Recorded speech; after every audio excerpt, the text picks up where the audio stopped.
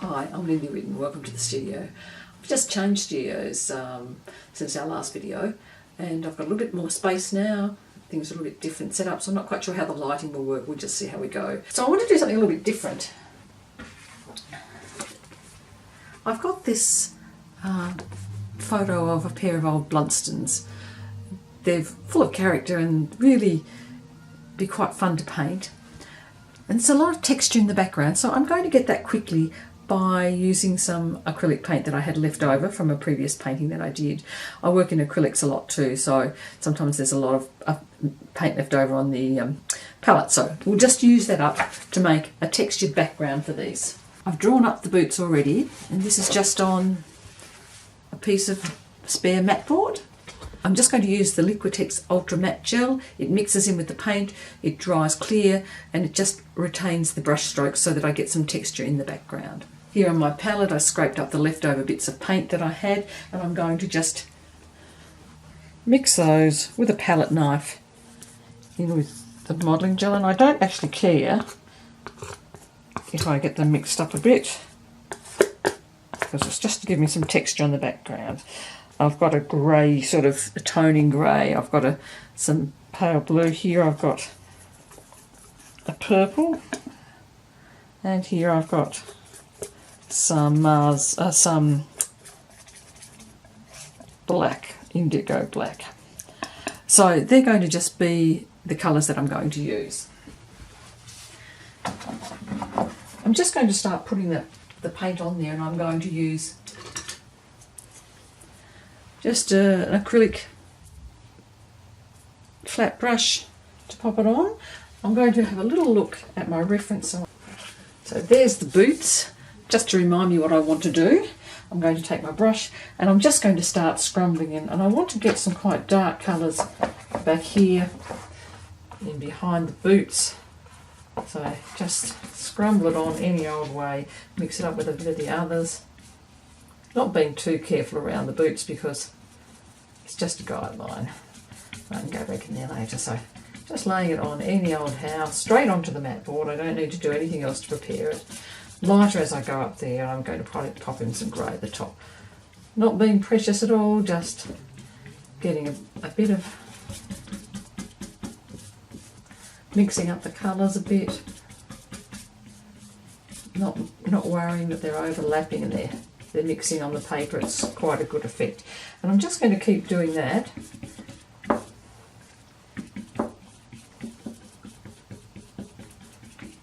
until I've covered it in the background. Getting in here between the boots there.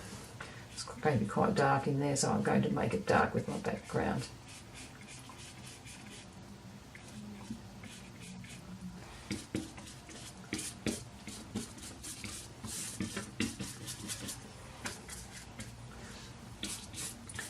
I'm just rubbing it roughly over the foreground here. It's got a very mottled effect there, and that's what I'm going for. Sorry, my head's creating a bit of a shadow there. I'll sort this out before I do my next video. But you get the general idea here. Just put it in, scrumbling it across the surface. Don't have to cover the whole surface. Just vary your strokes. Bringing it around the shoes there. There's going to be a bit of a shadow under the shoe there, the boot there, so I'm just putting that in the darker. And up here again, it's going to be lighter up at the top.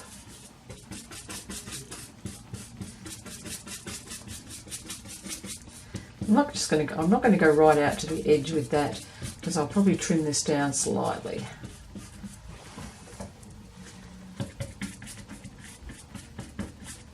Giving me a nice bit of texture. I also pick up a little bit of texture from the matte board, that sort of honeycomb feel of the matte pattern of the matte board as well. So that's giving me a little bit of extra texture.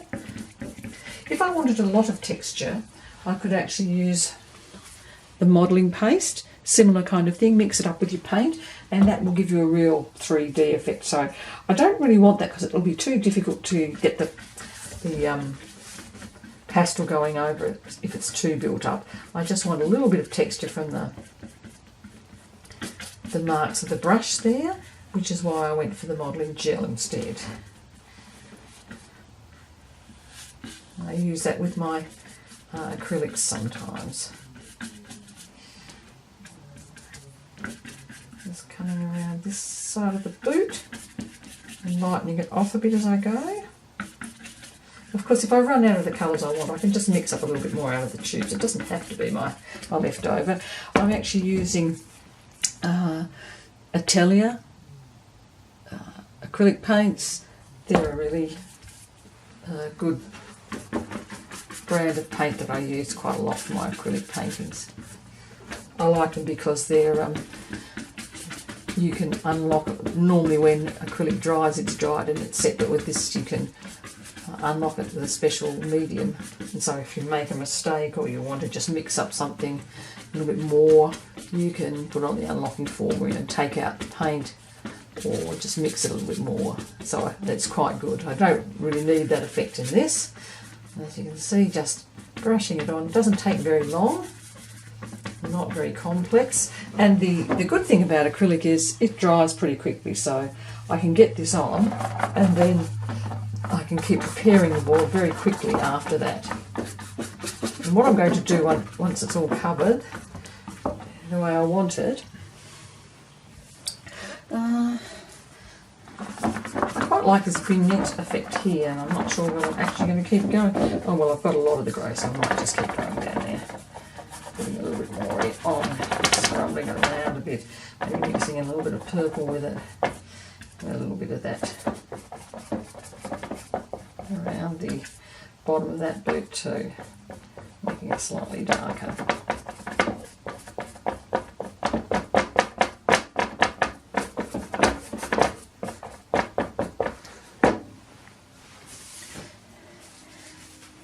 And then I'm just going to take the grey out here, not much more, just a bit of grey scrubbing out to the edges there, because it gets lighter as out into. And you can vary the amount of the gel you put in, and that'll vary how much of the brush strokes are retained. So I put a medium about the same amount of gel as I had paint. Okay, so now you can see I've got a fairly simple but very quick background there. Do I want to change anything? I might just want to lighten this area a little bit here. So all I'm doing is taking a bit of the grey and scrubbing it over there. Just lighten that off a bit. Coming into the boot. And I just realised I haven't gone right up close to the boot there, so I'll just fill in right up close to the boot.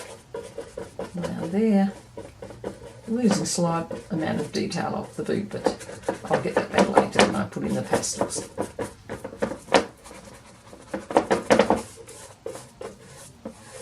It does dry fairly quickly, so you have to work reasonably quickly once you put the gel into it. Okay, and I'm just going to darken up a little bit, put a few little bits of dark back into it, so I've made it a little bit too light.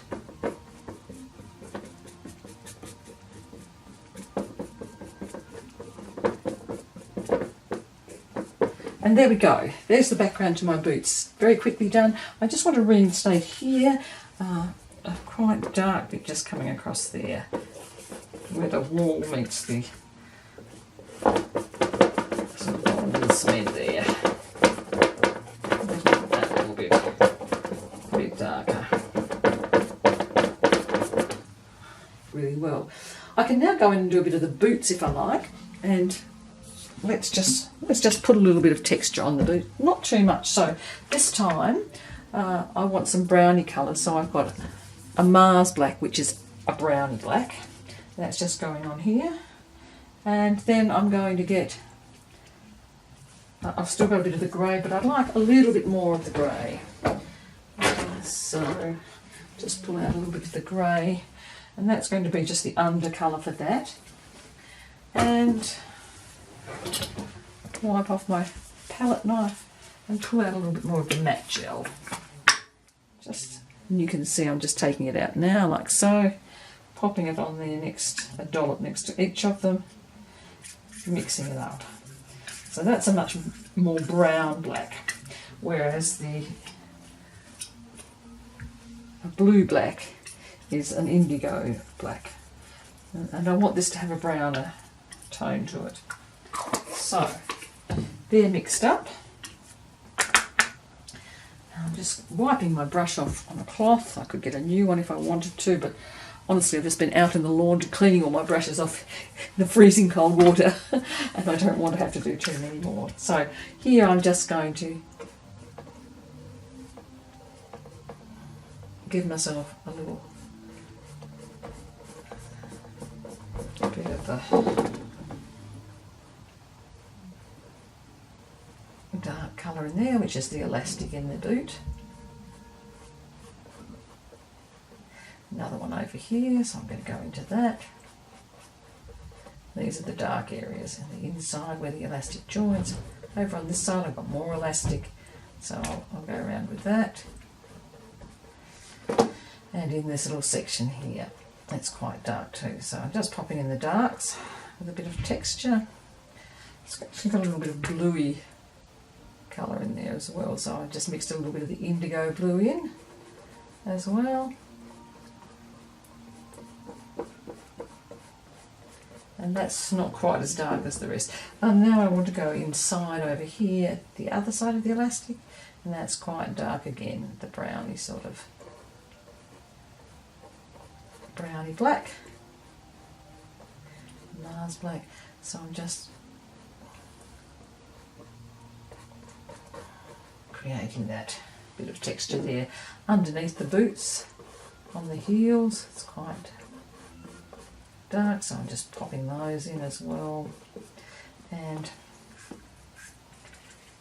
then the sort of rubbery bit that goes around here, a little bit of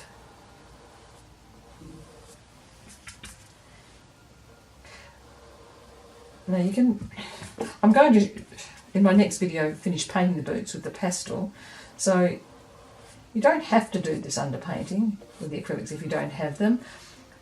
You could just do an underpainting with some inks or some watercolour just to block in the major values and give you a head start with the painting.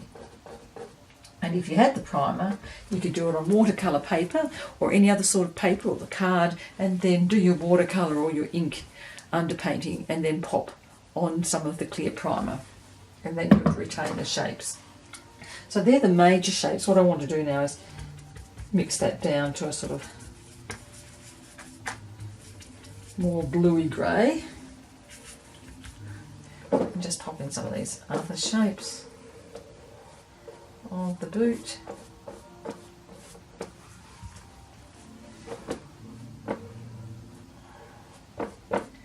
And I'm kind of brushing in the direction of the boot just to keep some of the texture going in the direction I'd like it, so it feels like it's forming the boot. And that's what you would do with the pastels as well. So I'm just doing this with the acrylic. Here I am on this one, going round, and then I'm just going to go how the toe of the boot just curls over like that, curling it over with my brush, and that'll give me some instant texture in the direction of the boot and make it even more believable as a boot when I put on the pastel. Down here I'm just going to go in with some more, and around the back. It's getting quite dark around the back, so I'm going back into the blues and it'll sort of blend in a bit with the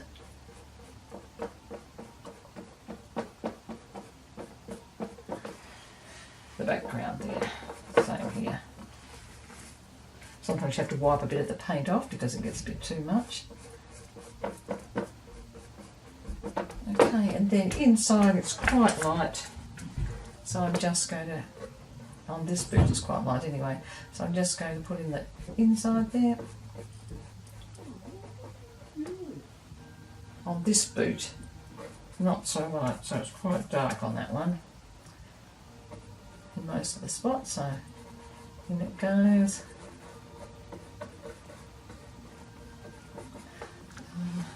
And we can see that I that little bit there, that little bit there are the little tabs that you pull them on with, and they're going to be orange in the final. So I've got a little bit of orange for the tabs, and I'm just plonking it on and mixing it with a little bit of the brown black and the grey there, which has already got the texture in it, so I don't need to put it in again, but I do want to get a smaller brush because it's a little bit finer detail, so I'm just grabbing a smaller brush, pick up some of that mixture, which is a sort of browny orange, and just making a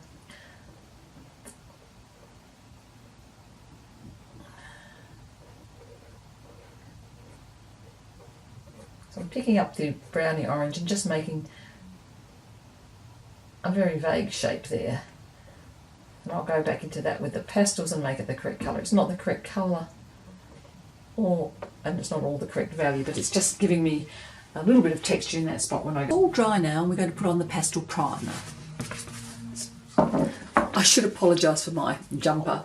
When I'm working with acrylics, I tend to just wipe it off on whatever I'm wearing, so I tend to wear this old blue jumper when I'm using acrylics.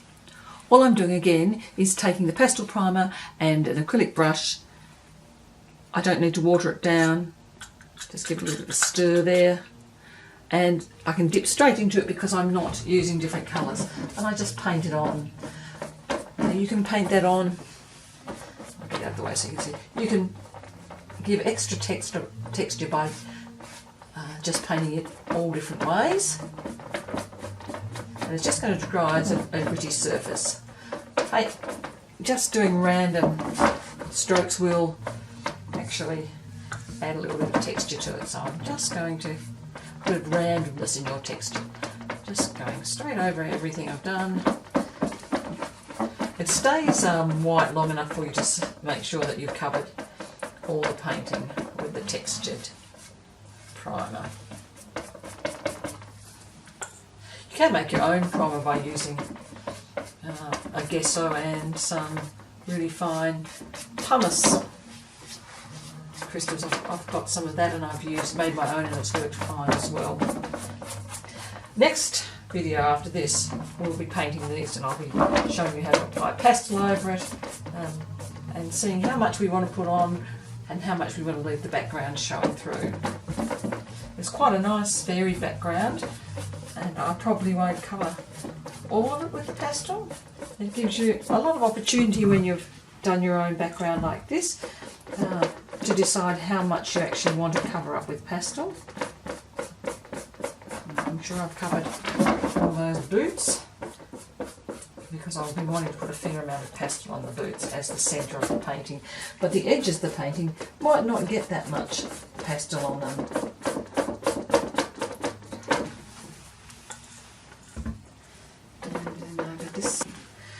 You can see it's got a little bit of a bow in it now.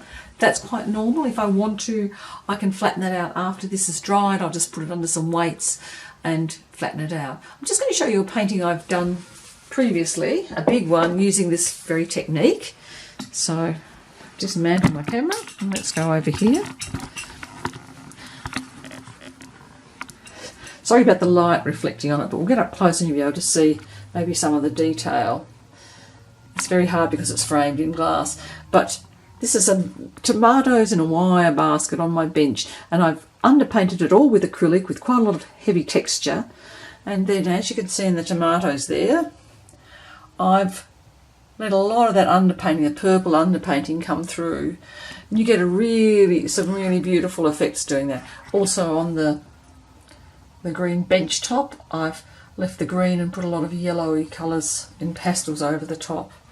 So you can achieve really good effects by doing that. So, I hope you enjoyed that demonstration of how to do a nice textured background using acrylic paints with a matte gel and then painting over the top of it with a Colour Fix primer, pastel primer. Next week, we'll go ahead and put the pastel over the top of our underpainting. Thanks for joining me today. Bye for now.